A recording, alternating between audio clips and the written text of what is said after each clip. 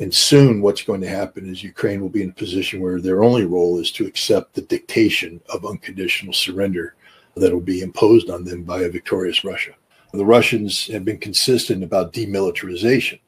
Demilitarization means that all Western weaponry are removed and the Ukrainian military is shrunk to around 50,000 men. The Russians, I think in some of these conversations that I've monitored, they're talking about beginning the drawdown from a war-type economy in 2027. Even if the war ended today, they would continue for another 2 years because they have to produce this equipment to build to fully equip these new units that they're building from 900,000 to 1.5 million. Russia's done this despite the best efforts by the West to strangle them economically and prevent this. And while Russia has done this, they've grown their civilian economic sphere so that the people in Russia have good paydays. They have lots of stuff on the shelf. They're well fed, good standard of living. The Russians live in the real world. They don't live in the fantasy world. They don't live in a world where we wish everything was great and everything went the way we want it to go and all that. The Russians live in the hard, cold reality of life as it is. There was no pressure on Putin to stop the war. And I think the battlefield is evolving in a way that just is to the detriment of Ukraine on a daily basis. And the Russians are taking the current reality and improving it from the Russian perspective and putting the Ukrainians in a far worse position. So the longer this war goes on, the weaker Ukraine becomes. And the more apparent, the longer the United States avoid decisive engagement on behalf of Ukraine, the more difficult it becomes for Europe to pretend that they have the ability to step in and fill the gap. And maybe, just maybe, Ukraine will wake up to the reality that the best deal they have is the one that's on the table today. And that if they continue to wait much longer, as the Russians insinuated, we won't be talking about 4 oblasts that are part of Russia. We'll be talking about 8.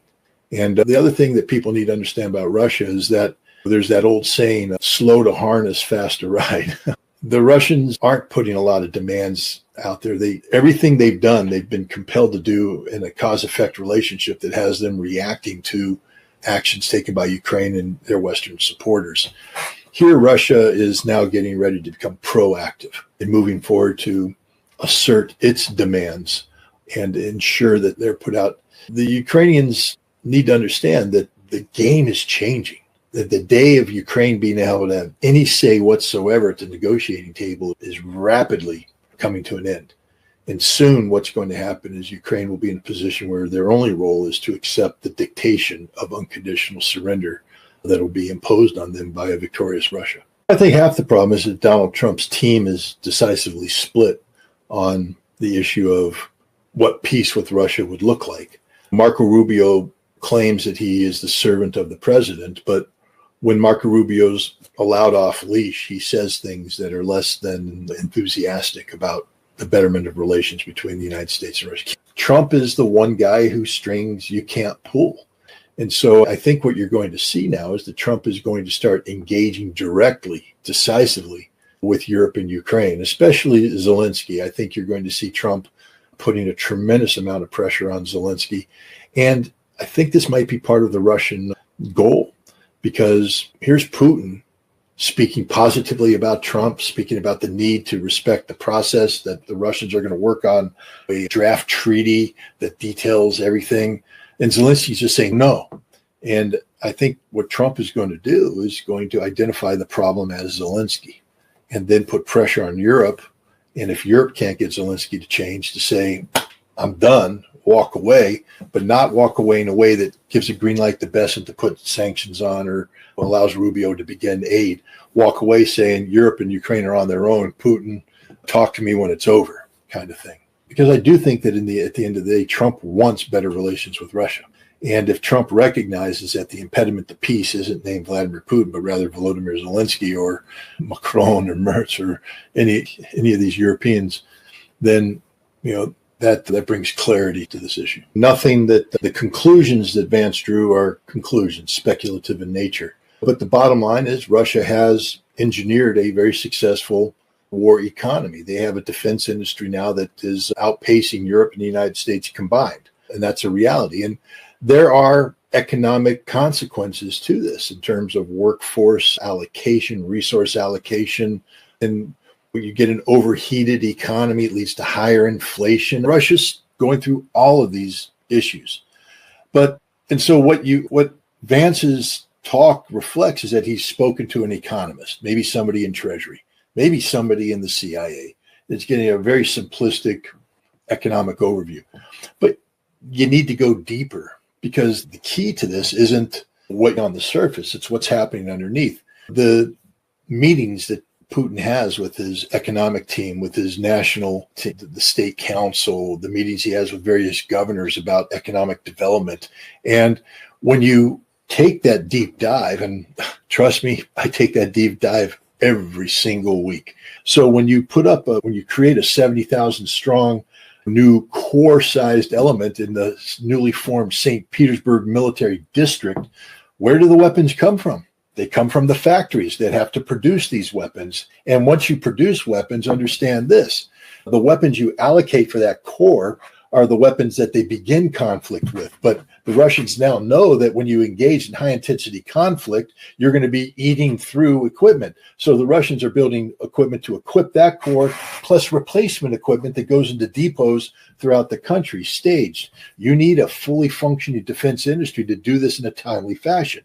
And so Russia has a plan for this. And I think Vance is misreading that plan, not understanding that the Russians do have a plan to produce and then tone down. The Russians, I think, in some of these conversations that I've monitored, they're talking about beginning the drawdown from a war-type economy in 2027. Even if the war ended today, they would continue for another 2 years, because they have to produce this equipment to fully equip these new units that they're building from 900,000 to 1.5 million.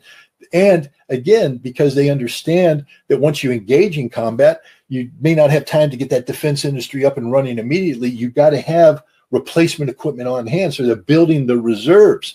Russia's ready for whatever comes at it. And that's what their defense economy is doing. And the Russians have made a strategic decision to accept the consequences of this with a plan to mitigate and draw down. The Russians have been very honest with Steve Witkoff. Witkoff has come back and spoken about the Russian reality. When the Russians spoke to Rubio and Waltz before he was fired, they both came out and said there's a Russian reality, that we have to address the Russian reality. So the Russians have been very successful in communicating this, but the other players aren't up to the task of standing up to the pressure. Rubio goes to Europe and then bends to the will of Europe to start articulating things that indicate an exhaustion with this peace process. So yes, Europe wants Trump to be exhausted by this so that he then withdraws from it and then supports Europe's policies and supports Ukraine. They're trying to suck him into continuing Biden's policies. I think Putin is appreciative of the fact that Donald Trump has shown an ability to withstand that.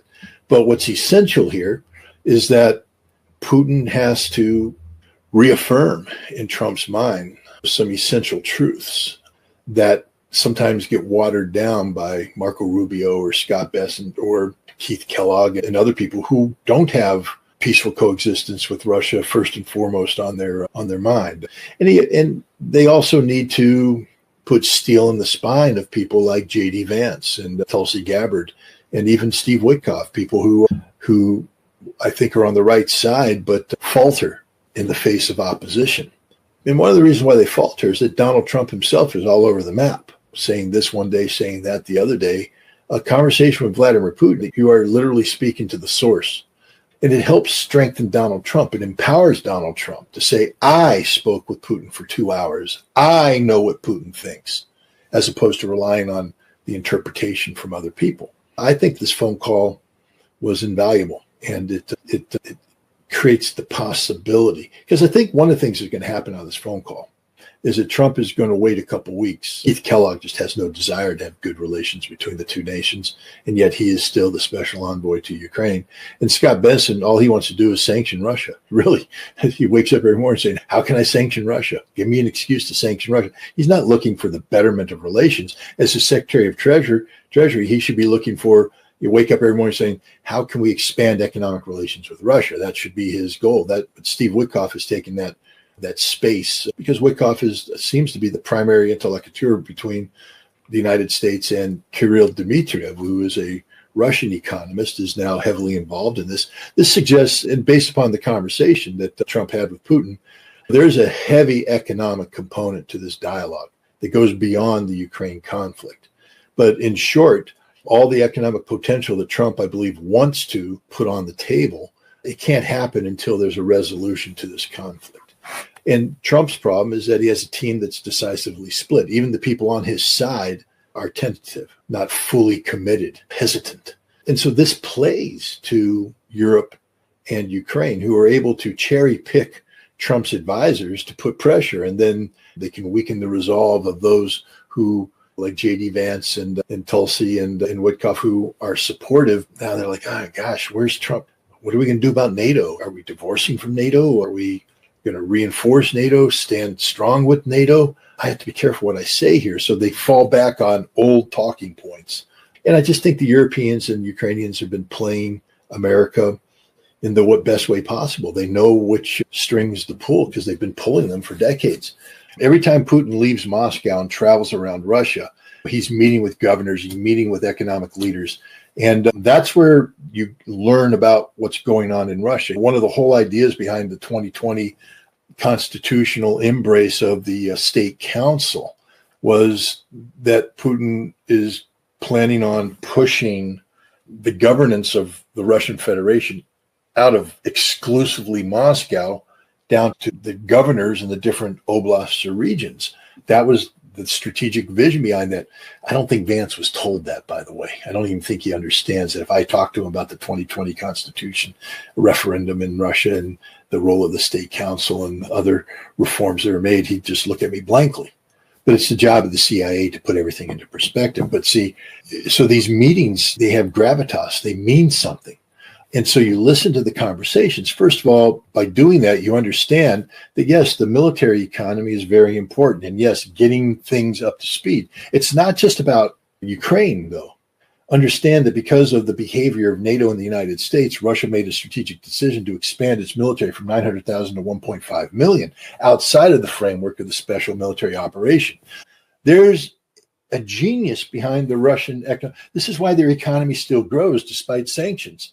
This is why there's nothing the West could do to deter. The whole concept of sanctions was to ensure that Russia couldn't do what it's doing today, to have this economic potential turned into military industrial potential. Russia's done this despite the best efforts by the West to strangle them economically and prevent this. And while Russia has done this, they've grown their civilian economic sphere so that the people in Russia have good paydays. They have lots of stuff on the shelf. They're well fed. Good standard of living. I don't think J.D. Vance understands anything about Russia. That was a very superficial take.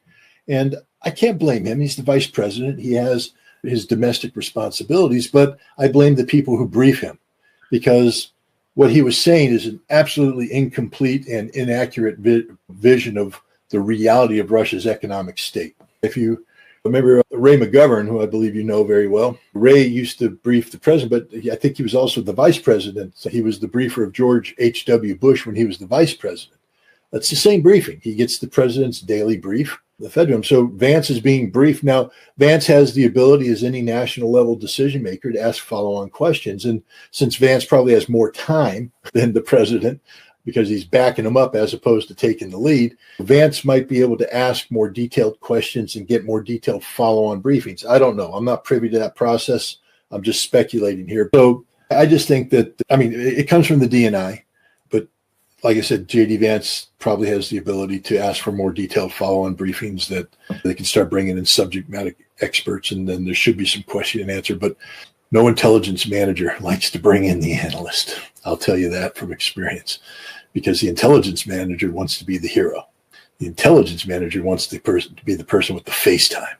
And the problem is, once you bring in the analyst to the principal, and the principal see who really is the brains of this operation, the principal keeps asking for the analyst, and the intelligence manager just pushed aside. So, that's the other half of the problem is there's just politics and the whole business of intelligence careerism as well. I have to be honest, if I were in the Trump administration, in my position on the Ukraine-Russian conflict, I would be advocating for as many Patriot batteries as possible for Ukraine because it's defensive in nature. Because my job is to preserve life. And if I make things too easy for Russia at the negotiating table, then there's no pressure on Russia to concede anything. This war shouldn't be easy for Russia to win. And while I would not be talking about HIMARS and ATACMS and systems that are offensive in nature, I would definitely be talking about Patriot missiles and probably be talking about 155 millimeter artillery shells as well. Again, those battlefield support systems that are needed to suppress Russian attacks. I would be doing everything I could to discourage continued Russian offensive operations against Ukraine. I would be trying to say that it's not in anybody's interest to continue this war. I don't think the Russians condemn Donald Trump for continuing to provide defensive weapons to the Ukrainians. I think they understand that's a reality. The Russians live in the real world. They don't live in the fantasy world. They don't live in a world where we wish everything was great and everything went the way we want it to go and all that. The Russians live in the hard, cold reality of life as it is. And this is why the Russians focus more on the fact that the president is willing to talk to them, that the president wants peace, than to get caught up in the minutia of U.S. weapons shipments and all that kind of stuff. They understand that the whole politics of weapons shipments and intelligence providing is tangled up in policies that overlap, that Trump inherited a whole bunch of baggage that's almost impossible to disentangle from. So the Russians are real, which is why they won't allow a ceasefire, because as much as Rubio talks about more, as Rubio said, we can't make them, and nobody wants to give them up. So even though Rubio wants to get more Patriots, they're not. And the Russians will continue their offensive in a Kiev that's increasingly defenseless, and the situation will get worse and worse for Ukraine. But I don't think we should get caught up in Marco Rubio asking for more Patriot missiles. That's common sense. It's not inconsistent with the policy vision of Trump. Trump is not asking Ukraine to roll over and play dead. Trump's asking both sides to stop fighting. Denazification. That means that the Zelensky regime is done, that the current Duma is done, that anything that has been touched politically by Banderist ideology or Ukrainian nationalism is done. And again, we have to reflect on the reality. Ukraine has undergone a dramatic demographic shift in the past couple years. Millions of Eastern Ukrainians who speak Russian have either taken Russian citizenship or fled Ukraine. What's left is a Ukraine that now is overrepresented by Western Ukrainians, by Lvov, by people who aren't Orthodox Christians. They're Greek Catholics, people whose historical legacy isn't in Moscow or Kiev or Rus, but in Galicia and Poland and Austro-Hungary. People who, as they developed a national identity, it was premised upon a deep hatred for all things. And this Western Ukrainian identity now is the dominant identity in Ukraine, and it's controlling everything. Nazification now means basically the termination of Ukraine as it's currently configured. Nobody in the West is talking about that as legitimate. And yet in Russia, there are plans for a denazi post-conflict Ukraine. How are those two? Stopping the fighting is the easiest part of this entire process. Even no NATO membership. I think everybody agrees that's an outcome. But in the EU thing, that's just, who cares? The bottom line is Ukraine will go where the victor tells it to go. And if Russia's the victor, that means Ukraine's orientation will be economically towards Russia, looking probably to be integrated into a union-type relationship similar to what Russia has with Belarus. This is why you can't ignore the fact that the head of the Russian Foreign Intelligence Service, Rushkin, held a sort of a seminar earlier this year where they talked about Western Ukraine being given to the Poles, meaning that the best way to solve the problem of Western Ukrainian ultranationalism is to hand it off to the Poles and let them take care of it, knowing that the Poles have historical animosity towards Western Ukrainian nationalism as expressed by the ideology of Stepan Bandera. They remember the massacres of 1943, 1944, Berlin. But now we're talking about the dismemberment of Ukraine. And like I said, the key to understanding the slow pace of the special military operation lies not in a critical analysis of the Russian general staff, but of the state council, of the Duma, of the governors of the different economic bodies, because there's a whole bunch of economics tied into what's going on. And the economics is tied into diplomacy, the necessity of keeping open certain markets. It would become very difficult for Russia to keep Chinese and Indian markets open if it leveled Kiev, leveled Lvov, flattened Western Ukraine. And so Russia has to balance a whole bunch of things that normally a military person wouldn't be balancing. I mean, back in Iraq, just bomb Iraq into the Stone Age, and we did our damnedest to do. Yeah, we didn't seek to violate laws of war and commit war crimes, but we took out power plants, we took out bridges, we took out factories, we took out everything that we felt was a legitimate target. There's no advocate for the Palestinian people anywhere in the West. There's no pressure put on Israel. The numbers are staggering. I warned about this. I may even warned about it on the show. I said there's going to be an exhaustion. Hamas gave 15 months of solid resistance. They almost won it. They're that close. But in the end, war it's unpredictable. Nasrallah got killed. Hezbollah collapsed. Assad collapsed. Axis of resistance went down. A ceasefire was brought in, disingenuous in its negotiation and implementation, led to false expectations of peace. And I said at the time, if Israel breaks the ceasefire, because everybody's like, oh, Israel, the world will rally around I said, no, they won't. The world's done with Palestine. We grew accustomed to dead Palestinians, and now we have a ceasefire. And when Israel starts killing Palestinians again, it's not going to be a reemergence of the daily outrage, because we are already conditioned to accept a certain amount of death and destruction. So all the Israelis are going to do is bring us back up to the level that we already accepted. And this is what's happening. 137 civilians killed yesterday in a bombing attack. Where's the outrage?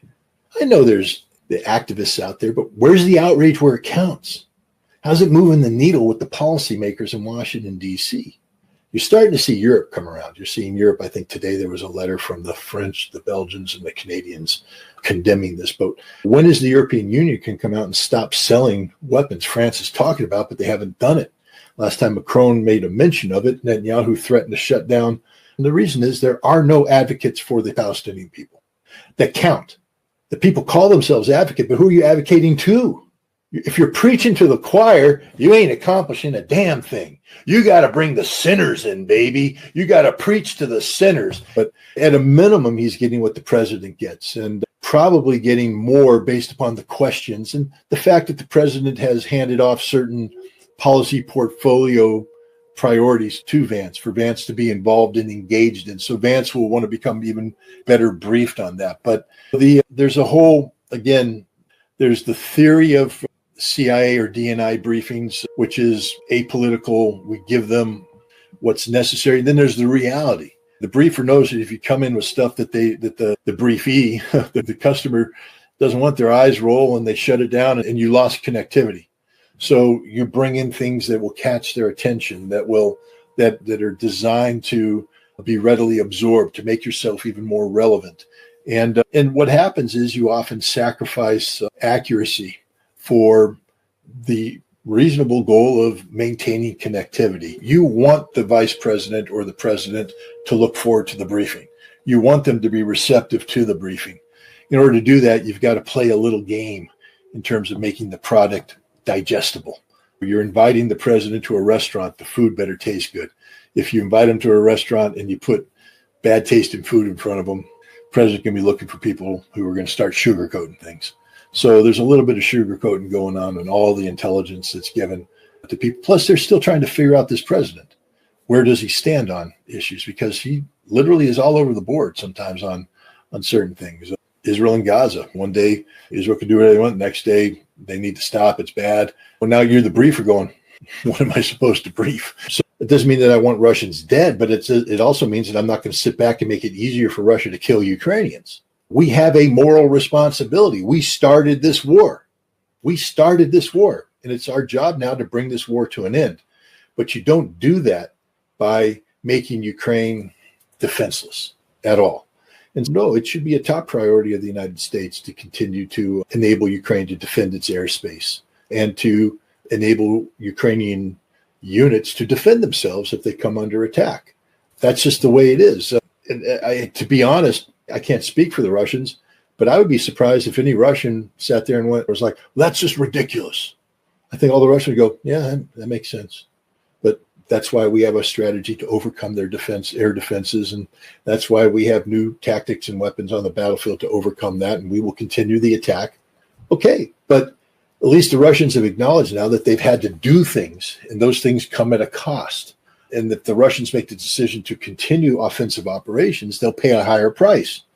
And that's a result of a decision made by the Russians, not a result of the Ukrainians attacking the Russians, but a decision by the Russians to continue offensive operations. And then as an American, my job would be to tell the Russians, do you really want to continue paying this cost? Why can't we find a way to bring this thing to an end? But Trump, I don't think at this juncture, as long as Ukraine shows a willingness to consider the possibility of peace, Trump will continue to provide the ability to Ukraine to defend itself. If Ukraine shows that they have no desire for peace, that what they want to do is continue offensive operations, Trump, I think at that time will say, that's not what we're going to do. We're walking away. But I do agree with you that Rubio and Kellogg and others seem to be articulating very strongly from the perspective of the Ukrainians as opposed to the perspective of Trump. I think they confuse the fact that Trump is willing to consider continued assistance to Ukraine from a defensive perspective. I think they misconstrue that into Trump wants to continue to support Ukraine in general. And I don't think Trump wants to continue to support Ukraine in general. I think Trump wants Ukraine to bring an end to this war. This is why I'm not confident that there's going to be a peace agreement, because the reality of what Russia's demanding and what Ukraine is insisting on, we're completely different worlds. The Russians have been consistent about demilitarization. Demilitarization means that all Western weaponry are removed and the Ukrainian military is shrunk to around 50,000 men. Demilitarization means that Ukraine will never again be allowed to be used by the West as a proxy force to launch offensive attacks against Russia. Nobody in the West supports this. Nobody in the West supports this. And yet, there it is. Except the Belarus-Russian relationship was based upon some notions of equality and respect. Putin respects Lukashenko. The Ukrainian-Russian relationship will at least start as a subordinate relationship on the part of Ukraine towards a dominant Russia. It may improve over time, but that's the reality. You don't get to that through negotiations. You can't get to that through negotiations. That can only happen when Russia crushes Ukraine and Ukraine has no other choice but to accept terms of surrender. But again, these terms are going to be very difficult. A lot of people aren't talking about the reality of Lvov in Western Ukraine, because Nazification would require Russia occupation and Russian dominance of those regions. And that's a completely different picture than what Putin's talking about right now. Even when the Russian negotiators stood up to the Ukrainians and said, when we come back, we'll be talking 8, not 4. He's talking Odessa, Mykolaiv, Dnipropetrovsk, the rest of Little Russia. Maybe they'll bring in a 9th one, Sumy, that the Russians are going to take to secure Kursk and Belgorod. But no Russians right now talking about going into Western Ukraine, into Lvov and Ivano-Frankivsk and all these other areas. No. But denazification would require Russian political and social control over those regions. As we're speaking to dismemberment, understand what's going on with Hungary right now. There's moves afoot. The Hungarians are making moves to protect the Hungarian population in Carpathia. That could lead to annexation. And if you start knocking that off, the Romanians may come in and start securing areas that belong to them as well. We could be looking at the dismemberment of Ukraine. Nobody's talking about that today. But that's a realistic outcome. So these negotiations right now, I think right now there's a bunch of theater, a bunch of posturing, because they're not addressing, as what the Russians call, the root cause of this conflict. And once the Russians start to get very specific about the root cause as they see it, nobody in the West is going to be satisfied with the prescriptions that Russia is writing. Part of the problem here is that the Western Ukrainians have some very high-profile advocates advocating for their position to the United States, Europe, NATO, even many Americans, Lindsey Graham and others. And so this serves, it also in some ways serves as a deterrent to Russia. You don't want to give these political forces more ammunition to mobilize against Russia. So you temper. Oh, yeah, I have to tell you, I can't speak for the Russian general staff. I don't know I can't, they know what their goals and objectives are and the pace of operations, etc. But having planned or helped plan and implement a strategic air campaign, I was just a captain, so I'm not one of the colonels up there making the big decisions, but I was an observer. I'm a pretty damn good observer. So I observed the totality of the thought process that went into the creation of the strategic air campaign against Iraq. And then I was there intimately following it being executed. I know what it takes to break a nation. And Russia's not trying to break Ukraine. It's a very frustrating thing as a military analyst because my analytical models are predicated upon purely militaristic approaches. Russia has a whole bunch of politics woven into there. And it's Russian unique politics, meaning that it's difficult for a Westerner to understand them at first blush. Only if you actually talk to the Russians, study the Russians, get into that, whatever magic connectivity Israel has with France, and Macron immediately backed off. Nobody's shown the courage to step up to the Israelis. Why they commit genocide openly in our face. Yes, we have people here. Ray McGovern, again, I talked to him yesterday. He is very emotional when it comes to Gaza. But Ray knows I feel this way, and I'll just say it. It's not a bad thing on Ray, but nobody in the Trump administration cares how emotional Ray McGovern gets, or how Code Pink gets, or how any Palestinian, pro-Palestinian group gets. They have no connectivity with the government, which is one of their fatal mistakes, is that they've spent so much time protesting the government that they have no ability to put pressure on the government. And this is why I recommended yesterday that maybe Ray and others look at creating a forum of connectivity to engage in constructive dialogue, looking for solutions, not just identifying transgressions. It's very easy and morally correct, by the way, to stand up and condemn the Gaza genocide, but not a damn thing's happening from it. You're not changing policy. You're not affecting policy. And continued demonstrations will only further entrench both sides. Some effort's going to have to be made to get that connectivity in there. You have to hold your nose on some things, but it's more important to talk constructively than it is to shout at each other across barricades at this juncture, because I have to ask, how are you helping the Palestinian people, the people of Gaza, by continuing protests? Your protests are getting nowhere, not in the United States. But here's another question. Who are your potential allies in the Trump administration? And what effort have you made to reach out to them to begin a dialogue so that when a question is asked, you're there with the answer? You can say, hey, and they trust you. I got really slammed hard for engaging in a dialogue with Alan Dershowitz. I was slammed all over the place. People were just, you shouldn't talk to him and all that. I won't say the word, but it begins with an F and it sounds suck. You, anybody who's against that, because Alan Dershowitz does have the ear of the administration and the ear of people. Imagine if you could actually sit down and have a constructive dialogue with Alan Dershowitz and cut through the emotions, the attacks. And maybe you can't solve everything, because you can't solve everything, but find one or two things that you agree upon and then begin a dialogue on that so you get connectivity, so that maybe when that problem comes up, Alan Dershowitz says, Scott Ritter had a good idea. Hey, Scott, why don't you come in and sit down and talk to the people about this idea? And now you have a conversation, and then, bam, one little aspect of life in Gaza gets better because of that. And then you build upon that success. And who knows where it will go. But today, there's no connectivity. We talk about Western Ukraine and the dichotomy, the differences between how the West treats the Western Ukraine, how Russia treats Western Ukraine, and how the West treats the people of Gaza and how Israel treats them. And the sinners right now is the Trump administration, everybody in Congress who facilitates the genocide. And if you're not talking to them, if you're not having a constructive dialogue with them, if you don't even have the ability to interact with them, you're not accomplishing a damn thing. All you're doing is shouting to yourself. You might as well piss in the wind and call it rain, because that's all that's happening.